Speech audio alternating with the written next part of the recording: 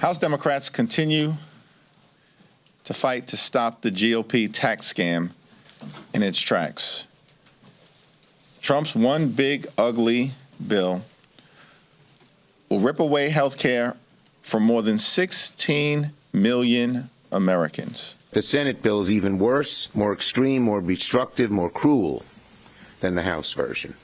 One, the Medicaid cuts are deeper, with more pain, more people losing their health care. The Senate bill will drive the vulnerable into misery and drag down the middle class. This is class warfare.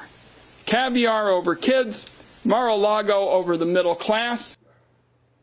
By the way, if that weren't bad enough, they're just bad on Israel. Anyway, the whole rest of it, joining us, former Speaker of the House, my friend Kevin McCarthy. Kevin, thanks for doing this. You heard some of that. You know, it's just like, though, every single issue, 80-20 issues, Israel, tax cuts, I think it's their hatred of Trump because I don't see any policy analysis. There was a time in American political history 30, 40 years ago where you could talk to Democrats. You can't do that anymore. What's happened here? You can't, and if they would listen even to their own party, the majority of their party wants new leaders. Hakeem and Schumer can't even go on a book tour. Can you imagine that? The leader of the Democratic Party can't even go out and help sell his book. Hakeem can't make a decision, and the party says you need new leaders. Now, Larry, I don't want to be the ones that help them find their way back, but the person who deserves a lot of credit in this is really President Trump. Because President Trump has not only led and focused on the American people, he's done things that you would say Republican pollsters would tell you not to do. It's what he truly believes. He has taken Democrats away from them and expanded the Republican Party based upon his policies. He looks after the working individual. No tax on tips. He looks about growth. They want to attack this bill, so what do they want to do? Raise taxes on everybody? This isn't the position of President Trump. And they really do have Trump syndrome. No matter what position President Trump takes, they want to oppose. Instead of pause for a moment, put some blinders on, don't look at President Trump, but look at the policy, they would actually join him. They would go up in the polls, and they could actually be credible. You know, President, you're so right on that last point. I mean, the odd thing is President Trump now occupies the entire middle of the spectrum.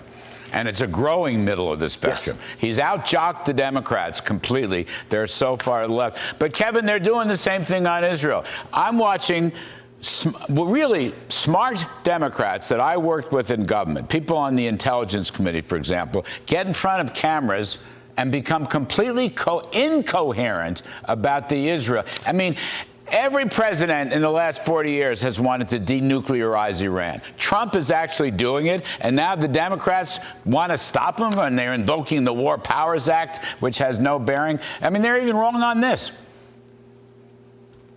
If you took Trump's name out of it, Democrats would be praising this in the years before. But I've watched this movement with a number of Democrats who've been elected. Ever since AOC or Ilhan Omar came into office, they actually made it very difficult for Democrats to stay in the positions they were. I would lead the group of freshmen, along with Steny Hoyer, Republicans and Democrats, bipartisan, and in August we would go to Israel, learn about foreign policy on the ground. We would go into Gaza. We would go others. But they made it so critical that Democrats could not even travel there. And I've watched this party move different to where the majority of America is. Americans fundamentally believe Iran cannot have a nuclear weapon. President Trump believed this before he ever ran. This is to me, this is similar to Kennedy in the Cuba crisis. If we are not successful at this, the entire world will be unsafe. There will be 40 countries with nuclear weapons. And how can you have a safe global society when that transpires? Yeah, spot on. Spot on, Kevin McCarthy, former Speaker of the House and great friend. Good to see you, my friend. Thanks for helping out today.